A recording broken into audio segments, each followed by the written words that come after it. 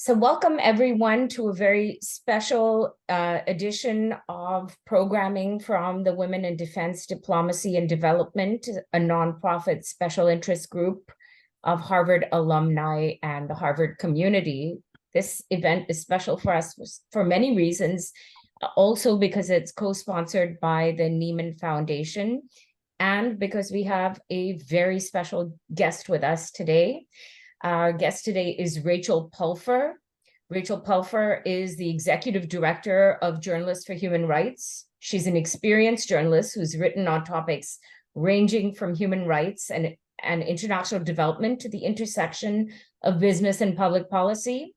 Rachel is the 2024 Martin Wise Goodman Canadian Nieman Fellow at Harvard, which is a great accomplishment, and she's just wrapped up her time at Nieman. And today, Rachel will be speaking with us about the role of media in free and fair elections. So Rachel, firstly, thank you so much for joining us. As I alluded to earlier in this conversation, very brief conversation, that you are or were a Nieman Fellow in the 23-24 academic year. Tell us a little bit about what that entails and what the year was like for you. Thank you, Rashi, and it's such an honor to be here with you. So thank you for setting up this very timely discussion. It has been an extraordinary experience to be the Martin Wise Goodman Canadian Nieman Fellow at Harvard, especially over this past year with all that has gone on and going into a number of really important elections. And we'll start to unpack some of that later in this talk. But really, it's such a singular and unique experience because as a practicing journalist, you don't often get a lot of time to really read up on and understand the core concepts that underpin the work that you're doing, the people who you're interviewing. I was a business reporter for a long time, and I'd never studied economics, for example, and that's not unusual in the business press. So for me, for example, this year was an opportunity to take macroeconomics with Jeff Liebman and to really start to sort of grapple with some core concepts that I had written about in the past, I'd even opined about, but I hadn't had a sort of a straight academic definition of what some of these concepts meant. And that there's just something so incredibly enriching and enlightening and broadening in having the chance to come to Harvard and be able to take classes from across all 12 schools, whether you're interested in economics. I also took courses in gender and organizational management at the business school, a course called Africa Rising with Hakeem Bello Osaji, which was just fabulous, so much energy in that class. And then also classes in literary nonfiction writing that was coordinated through the Nieman Foundation. But they also give you lots of time and space to really choose your own adventure in terms of what research topics you might want to focus on, and lots of flexibility. I came here looking at the impact of journalism on social change in developing countries, and I did do some research into that, taking a class with Cass Sunstein, for example, on looking at the way in which social change happens over time, which was sort of a mashup of economics and public policy and law and constitutional law and cultural studies and international relations. But what really gripped me was, frankly, the demise of the news industry. And we'll be talking about this more later in this call. I was starting to get calls from really capable, really talented journalists in Canada who were losing their jobs. And they were looking to me, running a nonprofit in Canada, for work. And that really struck me as not the way things should be. These are people who should be reporting. They should be doing the important accountability and transparency journalism that they're capable of doing. Journalists for Human Rights does lots of training and support, and there's training work to be done for sure globally. But these people also had important roles to play within our media ecosystem. And so I decided to spend a fair bit of time looking at the topic of newspapers that have succeeded through the digital transformation and why.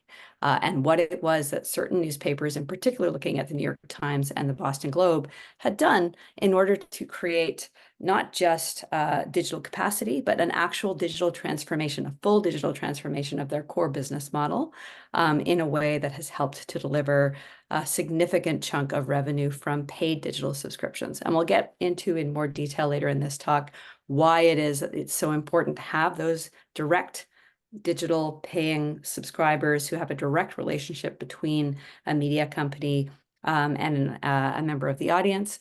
But that is very much the way to go when it comes to trying to sustain a thriving media business in this period of such massive change. And the media sector has faced change and disruption when it comes to social media, the loss of the classified ad market. But now we're facing up to AI, generative AI, and the challenges that generative AI represent to the media are enormous, and also to the integrity of our electoral processes. But as I say, we'll get into that more in detail. It's also an incredible opportunity. Simply, I mean, there was one week where I met both Marty Barron, the editor of the Washington Post, and Dean Baquet, the former executive editor of the New York Times, within a 48-hour radius, turnaround time. So you really do get a chance to meet and question and engage with the best minds in the business, as well as some extraordinary and really important thinkers around questions around the role of journalism in society. So incredible opportunity. Thank you. Yeah, I think it's so funny to hear you to say that you were engaging with some of the best minds in the business, because I often think of you as one of the best minds in the business, not just for writing skill, but simply also because of your breadth of knowledge with respect to how the state of media overall on a global scale, given that Journalists for Human Rights has such important outreach across the globe in terms of ensuring the well-being of both journalism and journalists in many ways. I want to circle back to something that you had mentioned earlier in your little introduction here, which is about elections, right? The role of media in free and fair elections, which is what we're here to talk about today. And for our audience, you may be wondering why elections and media, why not the state of media overall, or the impact of artificial intelligence on media, or the impact of social media on media and citizen media. But really, 2024 is not just an election year. It has been called by Time Magazine the election year, because we're seeing globally more voters than ever in history heading to the polls. And we're talking about at least 64 countries, plus the European Union. And that represents a combined population of about 40% of people in the world are going to be voting in national elections. And the results of this, of course, will prove to be consequential for years to come. And for those of you in the audience, Rachel and I talked about having this talk and bringing this information and this discussion to all of you about 6 to 8 weeks ago. And since then, just a couple of days ago, we've seen Rishi Sunak announce, again, elections in the United Kingdom. And so I think that 49% has just moved further down. So wanted to talk to you a little bit generally about that. So why is it, so important? Or what is really the overlap of having free and fair media in free and fair elections? It's a crucially important question, Rashi, and I'm very glad that we decided to have this discussion, because the question of information integrity actually underpins just about every other challenging governance and electoral question that we face this year in particular. The founding fathers in this country believed that journalism was integral to the project of democracy, that you couldn't have democracy, the experiment of self-government, without an enlightened public. And yet, as I've alluded to further up in the chat, journalism is under attack worldwide. What are some of the implications of this? Well, let's go back to the fundamental relationship between journalism and democracy. We see waning trust in traditional media. We see a recent Axios poll, for example, from October of last year, that put Americans' trust in media at a nadir of 32%. The last time Americans had so little trust in media was 2016. And we all know what happened in that year with a US election at that time. Worse, there was another question on this poll that looked at whether or not there is any trust in media at all. And that number was at 39%. So what we're seeing, even in this country, the place with some of the very best journalists and media companies, as well as the most legal protections and the most financial support for media in the world, we are seeing this massive decline in trust in traditional media. We've got a lot to do a lot of work to do here in the Fourth Estate. We can't take for granted that people understand the role of our work anymore. And that means that journalists have to make the case, the public argument for journalism, why journalism matters, how it serves society, and why that is so critical, in particular during a year such as this, where there are so many elections. So why is this, and how is journalism integral to a healthy democracy? Well, in a world where increasingly we get more and more of our information from algorithms and search generated by AI, we need to ensure that there is more of a broad-based understanding of the importance of truth and facts when it comes to strong democracy and good governance. And this has never been more of a concern for me than right now. I'm going to quote Canada's current Deputy Prime Minister, Chrystia Freeland, now from a groundbreaking speech she gave in Washington a few years ago, that truth matters and facts matter, and competency and honesty amongst elected leaders and in our public service matters. And yet truth and facts are under attack. We've all heard Donald Trump quote Joseph Stalin, saying that the media is somehow the enemy of the people. And we have a scenario where there is a group of people who believe in liberal democracy and understand that liberal democracy, democratic decisions have to be made informed by facts on one hand. And then you have would-be authoritarians, often populists, who find facts inconvenient to their governing narrative. And they would prefer to discredit media and to discredit journalists in order to then project the alternative facts. And we all know where the phrase alternative facts came from Kellyanne Conway, in order to promote their own governing narrative that serves their own, sometimes very, very narrow interests. But one of the things that the elections that are taking place this year do offer is a choice. We do still have a choice between choosing for going for candidates who do believe in liberal democracy and those who prefer a form of autocracy. It is a very dangerous time, but the future we choose is still up to us. And that means, to my mind, that it is high time for all those who do believe in liberal democracy to come together and understand and grapple with this rising tide of authoritarian strongmen worldwide whose strategy of choice is to discredit the media. My weapons of choice, the journalist's arsenal of facts and truth to fight back against these rising tides of alternative narratives.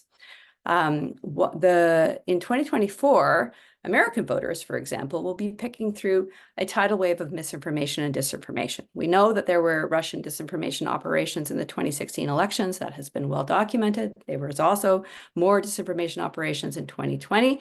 But what we're facing that's different this year is misinformation and disinformation that's turbocharged by generative AI. And in this country, for example, we had the Joe Biden robocall moment earlier this year.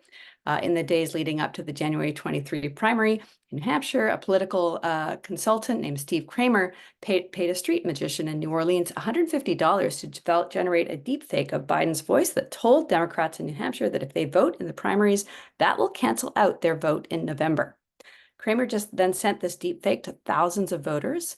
He claims now that he faces a $6 million fine from the Federal Communications Commission for electoral interference, he claims that the goal was actually to alert people to the dangers of AI in elections and the way in which AI can be used to confuse voters in a situation where our information ecosystem is so fragmented, so broken. But the reality is it is mind-bogglingly easy to create the kinds of deepfakes that Kramer created with Biden's voice. And we will be seeing a lot of that happening in the course of both this election, but we're also seeing it, for example, in the Indian election. In the last month, there was an example of two Bollywood stars whose voices and images were used in order to mislead voters about the way in which the election was going to be conducted. They both have complained. The police are investigating, but the damage has been done. Millions of the videos in question have been shared millions of times, and people are confused about what to believe as they go to the polls in India. Yeah, and that was Ranveer Singh and Amir Khan, who are two of the top Bollywood actors in the country. So that's alarming. Now, I want us to take us a couple of steps back and ask about really where is the appetite for the kind of journalism that you're speaking about? Is there even an appetite for it? I think, in a consumerist kind of society, if there's an appetite for something, then there is, of course, reason to create it. So we're seeing, top journalists in Canada, as you mentioned, contact you asking for jobs when they really should have jobs. Where is this waning appetite for media and the kind of journalism that you speak of? Both, I would say, first in the Canadian context, because that's what you mentioned, but are we seeing this appetite, this rather reduction in appetite? Can we call it the Ozempic era of media? Is this a global movement, or is this something that we're just seeing in certain pockets of the world? Well, what we're seeing, and it's coupled with a waning public trust and expertise of all kinds, but what we're seeing is a fragmentation of the media ecosystem, where people are turning from the sort of scientific principles of an objective truth, an objective understanding of the world that is based on facts, arrived at through the weighing of different viewpoints and opinions and data, and represents as close to an unbiased view of a given set of circumstances as possible, to a situation where, so that's sort of objective truth, to a world of my truth and everyone's truth, where people are served up a version and a vision of the world through algorithms that reflects their specific interests, and where we see this ongoing fragmenting across the media ecosystem. The reality currently in the United States is that fully 90% of American youth now get their news from digital devices, and 52% of American youth say that they get their news from social platforms or search. And that's according to Pew Research's latest study. The problem, social algorithms are deprioritizing news. In Canada, thanks to a well-intentioned but unfortunately poorly implemented effort to get social companies to pay for the sharing of news, it's been an almost total drop on some platforms, with Facebook, for example, actually censoring news content. You cannot actually access or share news content in Canada on Facebook. In this country, in the United States, where I'm sitting, it's been more gradual. But the reality is that if you think you are getting news from social platforms, you are actually seeing less and less of this kind of fact-based, data-informed, working towards unbiased information, and more information from quote unquote friends and family, information that has not been fact-checked and that too often represents one subjective point of view. And with Google's recent shift to AI search terms, we have another problem, because when users search on Google, they are no longer getting immediate access to links from news companies, which reflects that human verified, fact-checked information, but rather AI search is generated from whatever information that AI chatbot had access to in its training. And we know that GPT-4, for example's training data only goes up to 2021. So what is the actual quality of the information that we are able to now access through Google search is degrading. And the links that could link to human verified fact-checked information are being buried further and further down the search engine, which means that people are now getting information that is unverified, that could be from a hallucination from a chatbot that has very confidently made a mistake. So less information from search, less information from social, less fact-checked human verified information from search, less fact-checked human verified information from social, at a time when the need to make decisions grounded in fact-checked human verified information that represents those multiple points of view is more crucial than ever. Do you think people have just become so accustomed to living in this social, like this news echo chamber, that there is even an appetite largely for dissident voices, voices different than, and opinions different than the ones that they hold? This is an excellent question, and it's one that certainly has been a big and lively topic of conversation amongst the Nieman Fellows this year. One of the topics in Chris Robichaud's course on disinformation, which some of the Nieman Fellows took this year, was a differentiation between what one researcher, Chi Nguyen, calls epistemic bubbles, which is what most of us live in, sort of a porous. We get information from the algorithm. Most of it reaffirms our worldview, but occasionally there's dissenting opinion that comes in or dissenting information, and we are vaguely open to that.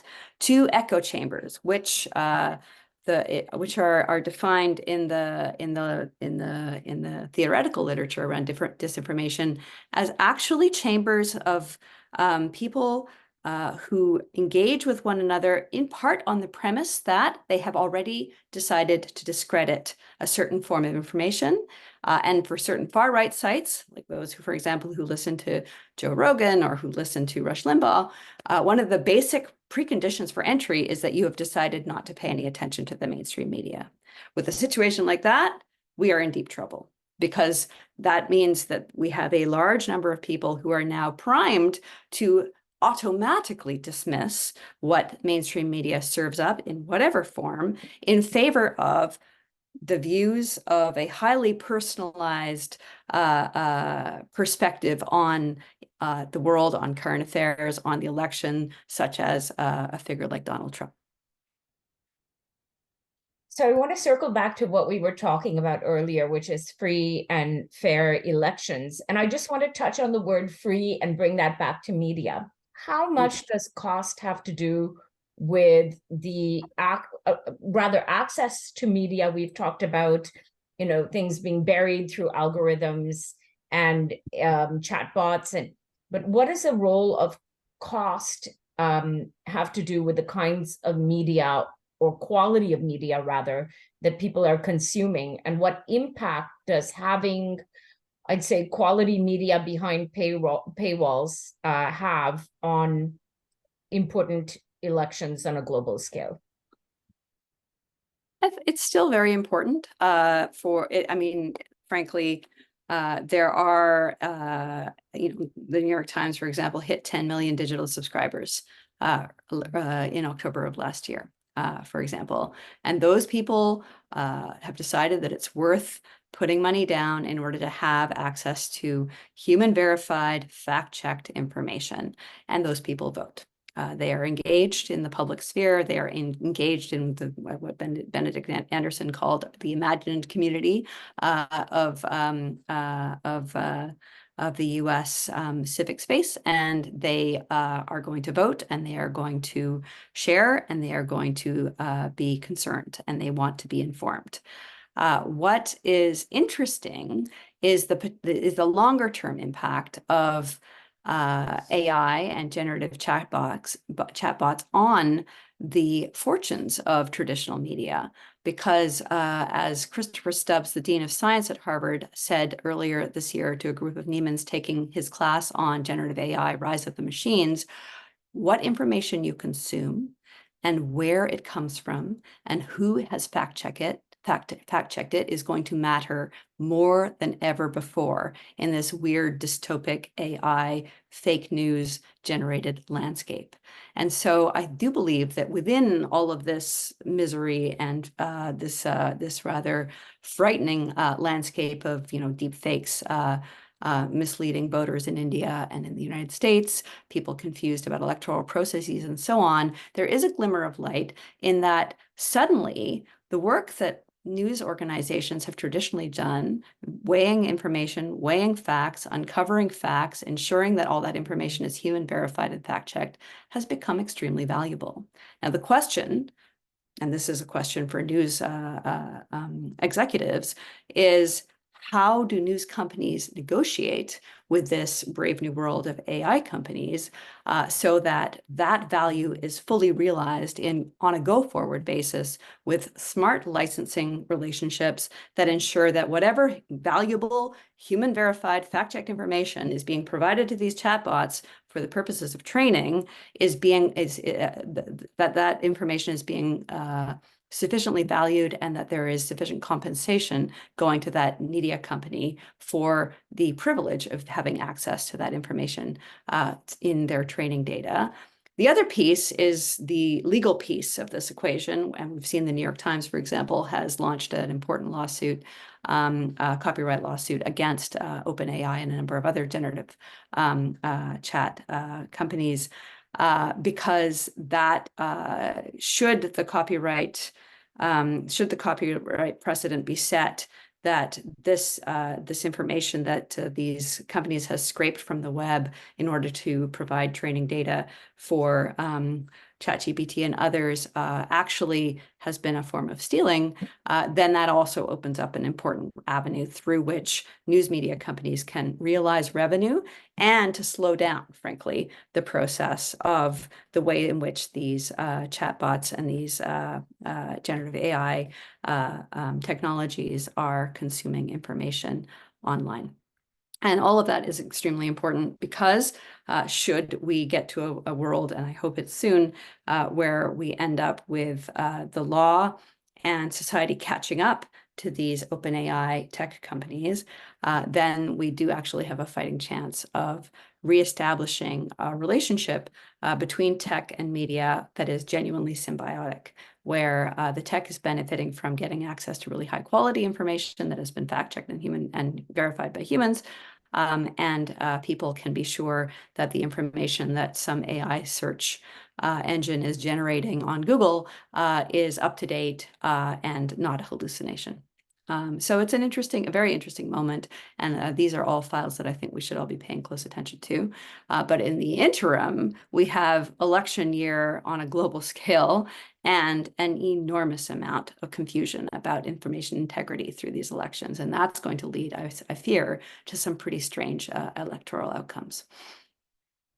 Tell us a little bit about what your predictions are with respect to those outcomes. Like, how frightened should we be? What should we be frightened of?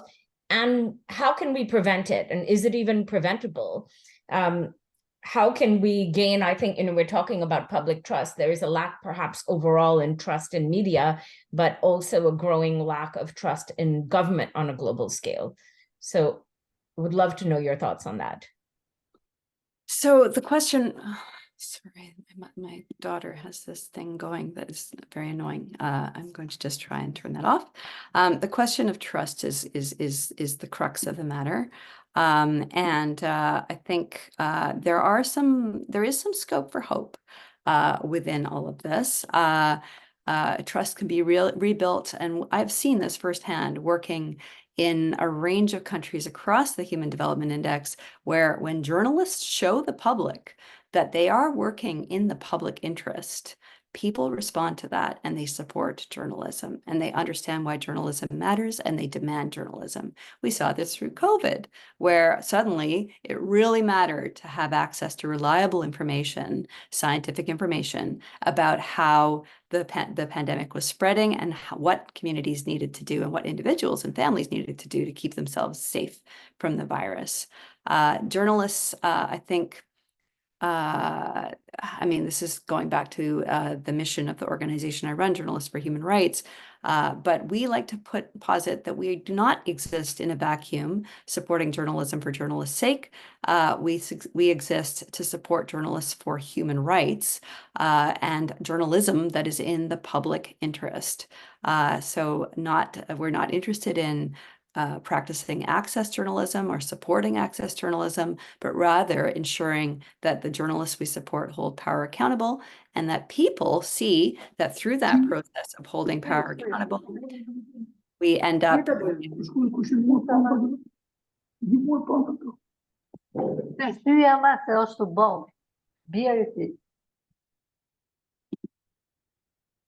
Sorry, I'll just keep going.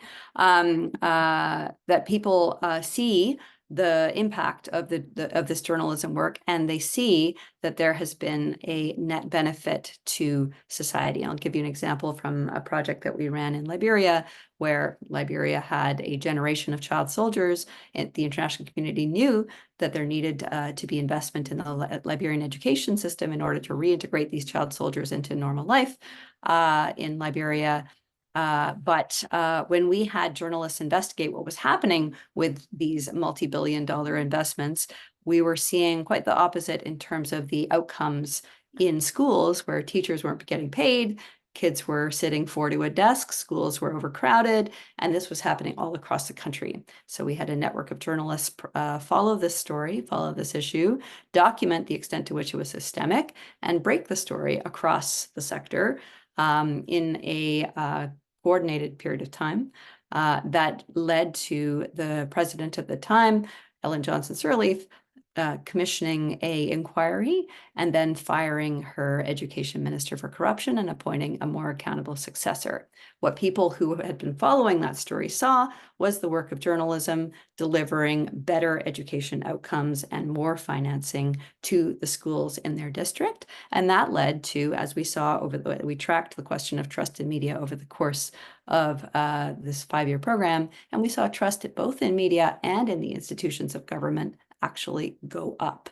And this is in a country that is close to the bottom of the Human Development Index. So I think if it's possible to achieve that in Liberia, it's most definitely possible to achieve those kinds of outcomes in a place as well financed and where there are as solid legal protections for journalists as the United States.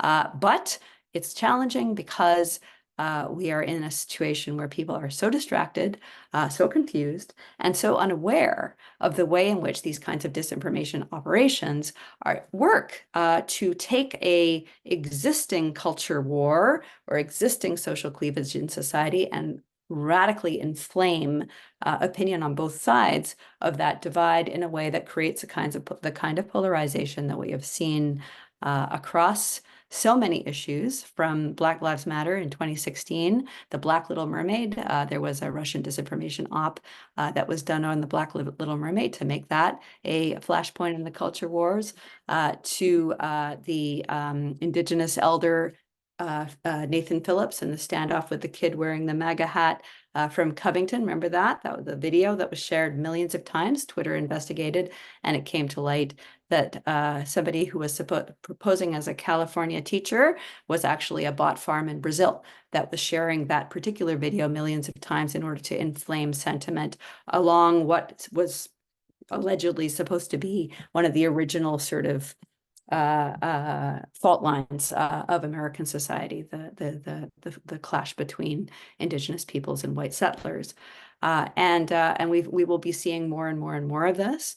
And I think what's important for people in the absence of effective regulation of this kind of disinformation operation, in the absence of, as one of my personal lodestars, Maria Ressa's call to cancel Section 230 of the Communications Decency Act, which protects tech companies from liability for what third-party users post on their platforms at the moment, basically allows the tech companies to function as publishers without being called publishers, without having any responsibility for the content on their platforms. In the absence of that kind of regulation, we need to be more aware of when we're sharing a piece of information that too neatly expresses our opinion, our worldview, and is inflammatory, is incendiary. It's quite likely that that information has been put in your algorithm through a disinformation process, a campaign, and in a scenario where we're seeing this kind of polarization, it's best to just stop and think and assess, do I really need to share that? Do I really need to mix it up online or get into these kinds of polarizing conversations with accounts that may be bots, that may be simply an argument with a piece of technology. And so keeping those pieces in mind as we go through this electoral period. And frankly, yes, putting a investment of $1 a day on a subscription to the Boston Globe, for example, or a subscription to the New York Times or the Globe and Mail, whichever media you choose, so that you are actually consuming information that has been fact-checked and is human verified and is information that you can rely on when it comes to navigating and understanding these electoral processes. I think it's akin to having a good diet with respect to food. You invest in that, you're kind of investing in what you're ingesting on an intellectual scale as well. And I want to go back to this element of investment, because we do have public broadcasters and excellent public broadcasters on a global scale. And I was thinking about, what are we paying for? But, anyone can access the CBC website or the BBC website and so on, and get high quality information for no charge. What is the role of public broadcasters in terms of building public trust, battling misinformation, and ensuring that there's adequate, reliable, trustworthy information out there with respect to elections in particular in the election year, boldface, cap lock, whatever you want to use to emphasize it? That's a great question and a great point. So one of the marvelous people who came to speak to the Niemans earlier this year is a woman named Joan Donovan, who has done really important work in understanding, in particular, far-right mis and disinformation and the way in which it operates in the United States. Joan Donovan has this great phrase: the truth needs an advocate. And that is where public broadcasters can really shine.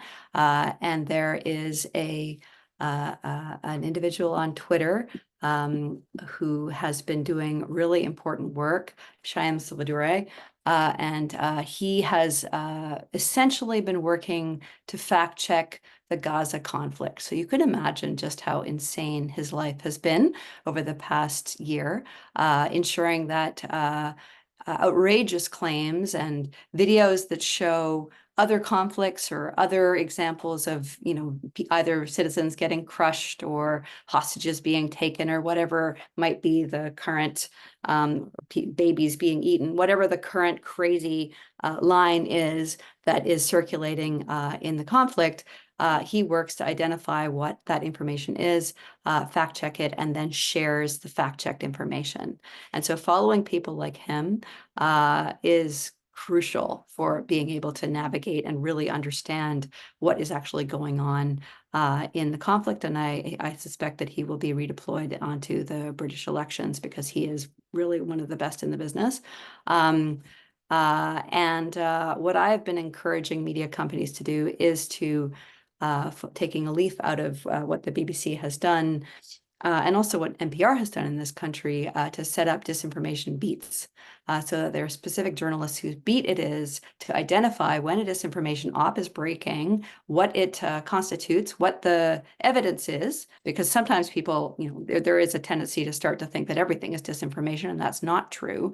But identifying when there is an actual disinformation op from from another country, from a bad actor, from a state actor, from whatever source, so that can then become a topic of coverage. And people can understand, actually, we're being played on social media.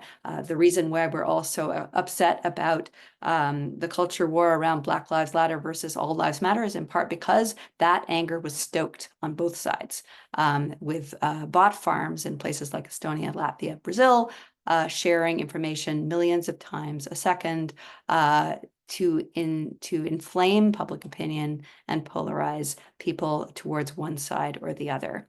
And what we really need to do, and what journalists really need to do, and public broadcasters need to do, what Maria Ressa, working with Rappler and their tech sister company Nerve, have already done, is figure out ways for media companies to start thinking like tech companies in terms of making access to this kind of fact-checked, human verified information a habit, ensuring that there is a direct relationship between the source of the fact-checked, human verified information and the audience, ensuring that that is ideally a monetized relationship, but also ensuring that there is a way around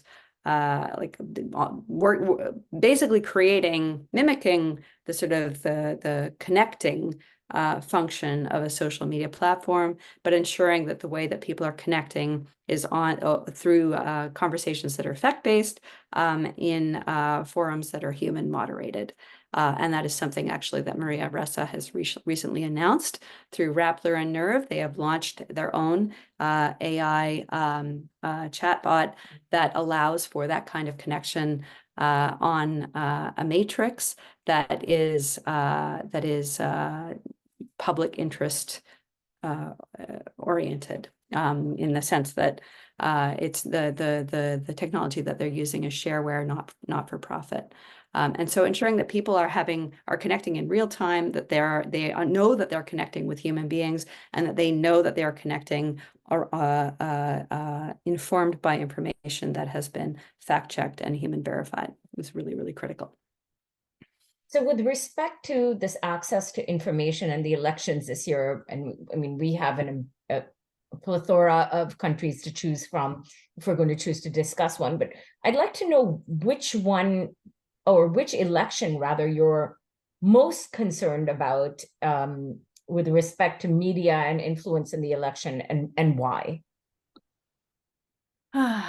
Well, to be honest, the election I'm most concerned about is the election in the United States. We've seen trusted media in Canada actually go up. There have been some polls that have shown that there is more trust in media in Canada, in part as a result of all the activity that has been ongoing with getting the government to support media and discussions related to why that might be important to public good. Whereas in this country, we have trust in media and public institutions at all-time lows. Apologies for the noise. The conditions are ripe for these kinds of AI-accelerated disinformation campaigns that are designed to confuse the electorate about the voting process, so distrust in the process, and undermine the institutions that govern the process, and inflame polarization in ways that I believe could plausibly lead to violence, regardless of the outcome. We've already had one election in the United States where the outcome was contested with violence, and I fear that that may happen again, regardless of which way things go in November. I hope not, but I do think that that is something that we should all be very concerned about. It truly is very frightening. I want to circle back to talking about public journalism and public broadcasters for a second. Yes, there's trust in public broadcasting. I love public broadcasting, personally, having been a public broadcaster at one point of my career.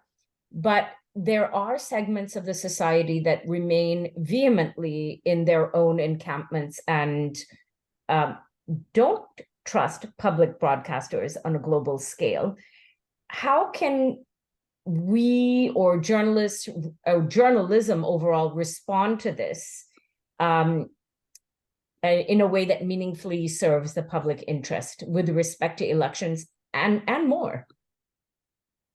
So I think it's one of the people whose courses, I took an incredible course from a woman named Julie Batalana at the Kennedy School earlier this year. And she has a really interesting framework with which to understand what is and is not, where and where not to put your energy when it comes to a situation where a conversation is polarizing. And the reality is that it's not wise to put a lot of energy into convincing people who are already in your camp that human verified fact-checked information is the way in which to understand what's going on.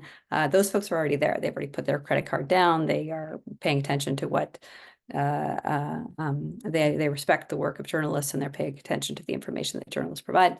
And there's really no point in trying to engage the Joe Rogan folks and the Rush Limbaugh folks, because they are firmly in another camp. And research from Tina Guyen and others have shown that these not only are these people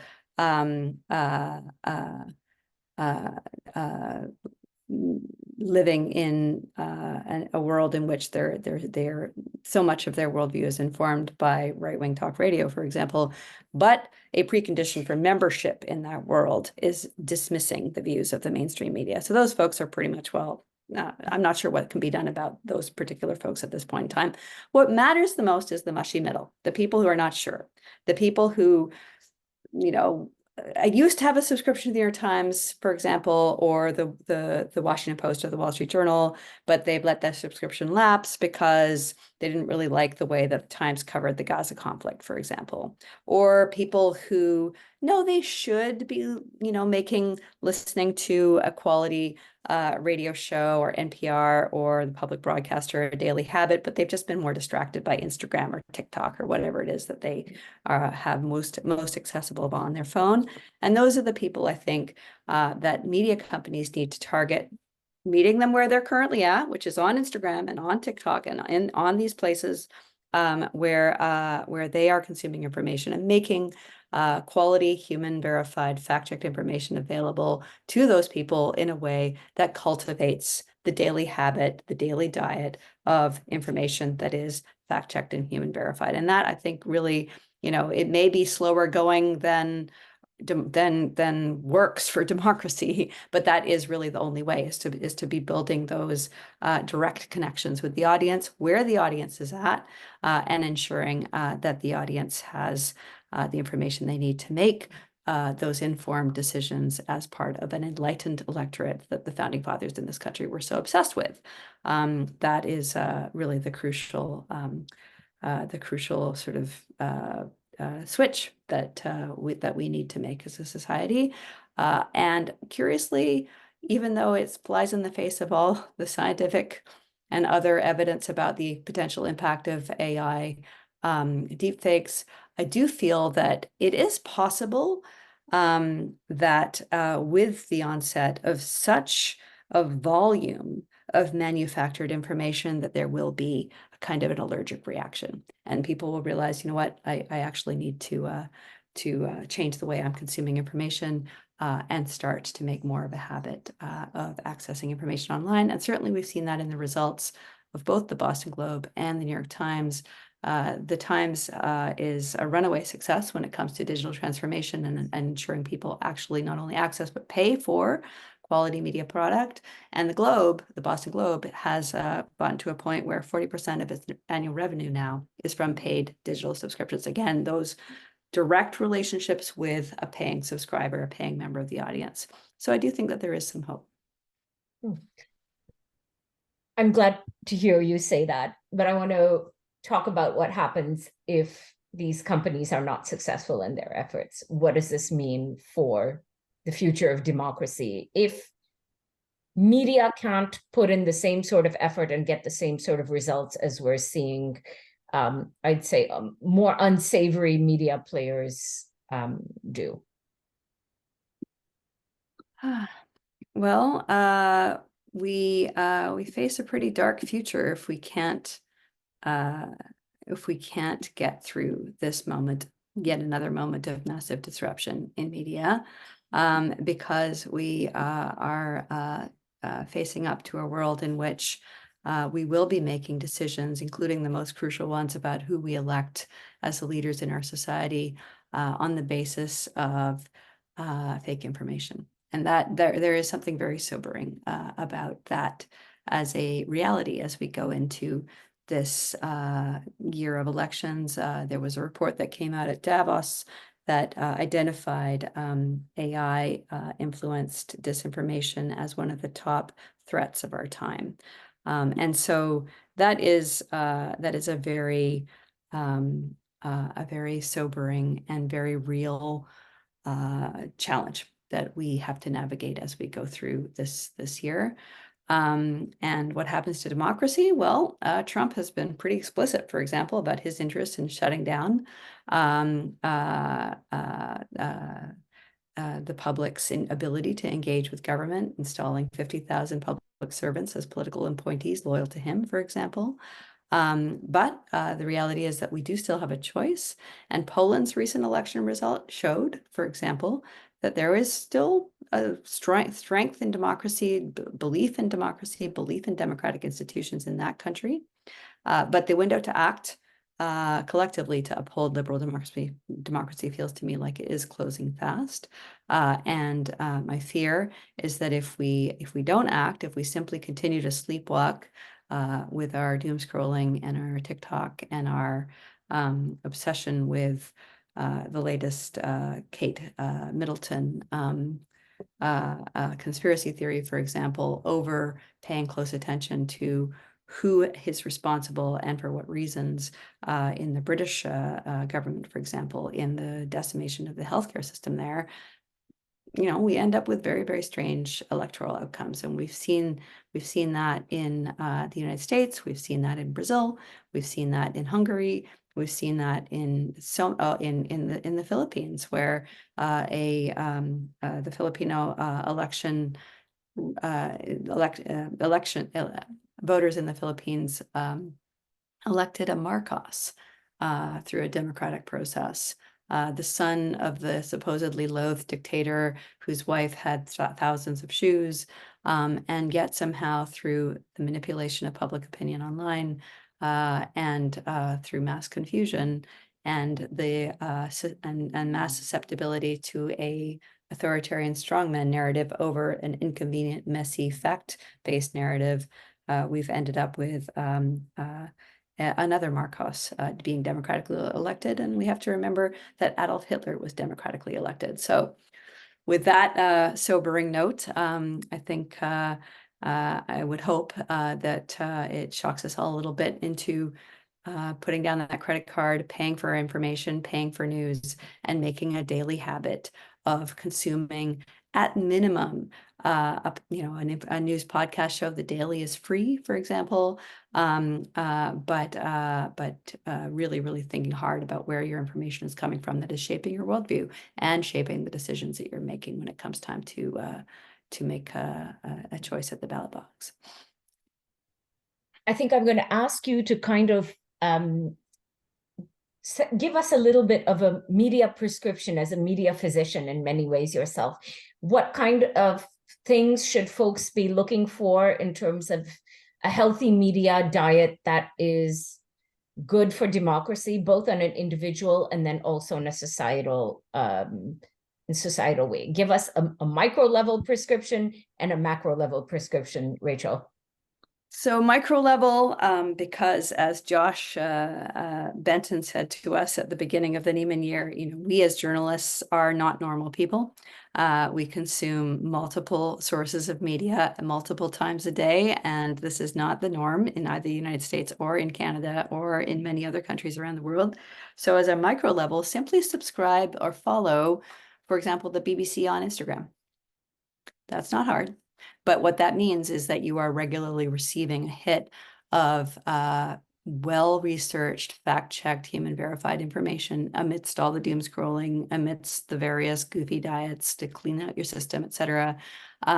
You are still receiving verified information on a regular basis. So that's one way. Listening to a podcast or listening to a morning radio show and cultivating that habit, listening to WBUR on your phone, for example, if you're in Boston or Metro Morning in Toronto, and just taking that 15 to 20 minutes to listen to a news show and making sure that you have some context for that news in the course of a day, cultivating that as a habit. I mean, of course, I come from a household of journalists, and so we do actually subscribe to a print newspaper, the reason being that our kids pick it up. And so it becomes a daily habit in the morning that the kids check out what's in the headlines and do a little bit of reading. I mean, they usually don't get much beyond the front page, but the idea being to cultivate the consumption of quality, fact-checked, human-verified news as a habit. And then, at the end of the day, either tuning into a TV news broadcast or ensuring that you, as you go through your your social media diet at the end of the day, that you're following a couple of people like Shyam from the BBC who are doing that really important work of fact-checking online, or Daniel Dale and the important work that he did in the United States, fact-checking Trump when Trump was in office, just so that you maintain that grip on reality, because it's easy to lose it. But these things are not hard to do. I'm not saying that you need to subscribe to 4 newspapers and read all of them before 8 a.m. in the morning. The way I was told an informed citizen needed to behave when I first started my career as a journalist. I do miss those days, because I miss days when the time when it was cool to be smart.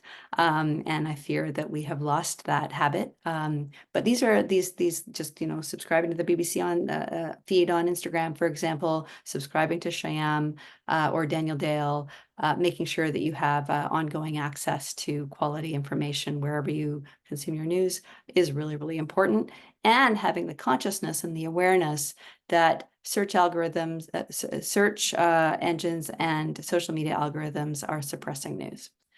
So relying solely on social media as a source of news is not a great way to go. Downloading one news media app, whether it be the New York Times or the Globe and Mail or the Boston Globe, and or the BBC, and having access to that on your phone, so that that's what you're checking, not sort of default going to Twitter, because what Twitter is showing you is increasingly dumb. And it's important in a situation where we do still have choices in liberal democracies to be informing ourselves. That's our very, very basic responsibility of being a citizen. And it's not that hard to do. Rachel, I think you've just proved to us that it is still cool to be smart. So thank you so much for speaking with us today. We have a little bit of time for any questions. So if folks would like to ask questions, please raise your hand or type your question in the chat, and we'll give, I think, about 5 minutes for questions if there are any.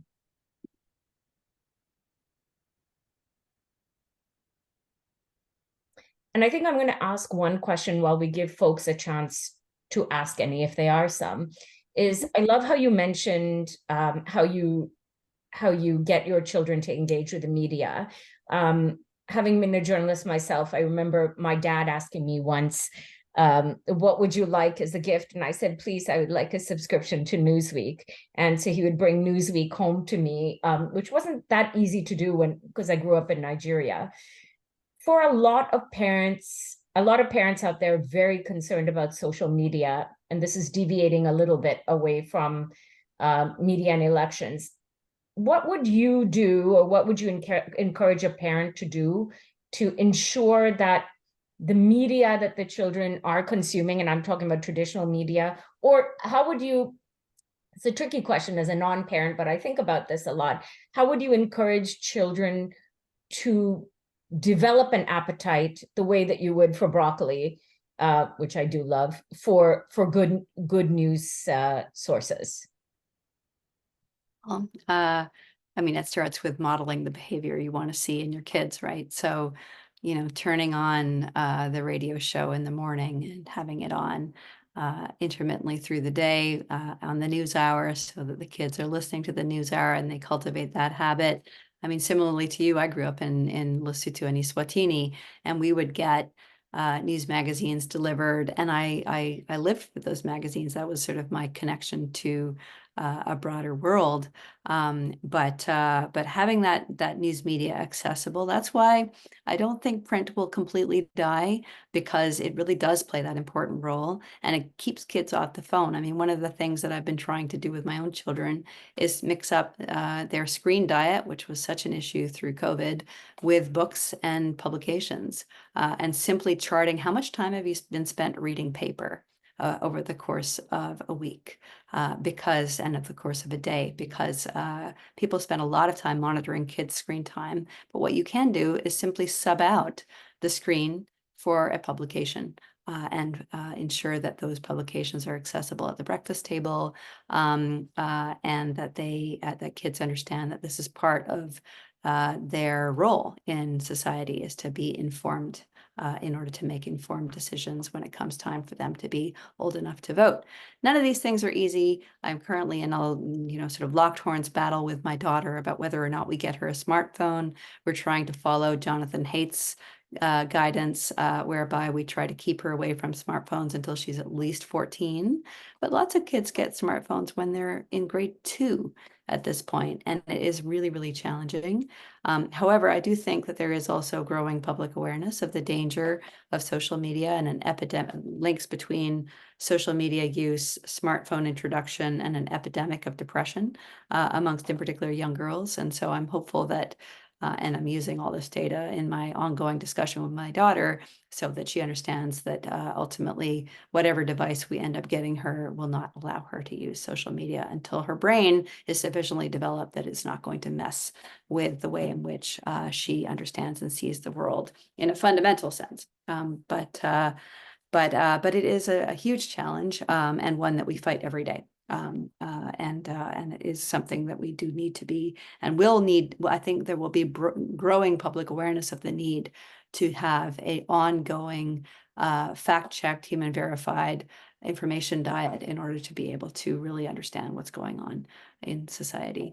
There are some questions I see that are popping up. We've got 2 questions. So I'll read out the first one from Nina Gregory. What AI tools do you use and how do you use them? And thank you for this whole talk. That's a great question. I have become a fairly avid user of ChatGPT, and I use ChatGPT largely to summarize reading because I do find that it is helpful to get a sort of a big picture view of what an author has said. However, one of the things that I have noticed is that if I cross-reference between the summary and the reading, often, again, the AI tool is not to be fully trusted. They spit out information that is super confident and seems very plausible and credible, but it's not the same as taking the time to fully consume an author's work. And so I think it's really important to proceed with caution. Sometimes it can be extremely helpful when you have an enormous amount of information to crunch through. For example, one of my fellow Niemans, a Filipino journalist named J. Mark Tortosilla, developed an AI tool to essentially help journalists crunch through public audit reports, the kind of large data sets that you, as an investigative journalist, have to sift through. And that's the work is looking for patterns, looking for discrepancies, and AI tools like the one that JMark developed off of ChatGPT can be extremely useful in doing that. But I do feel that it is important to maintain a caution around over-reliance on these tools, as with anything, but these tools in particular make mistakes. They hallucinate. They're only as good as the training data that they have to date had access to.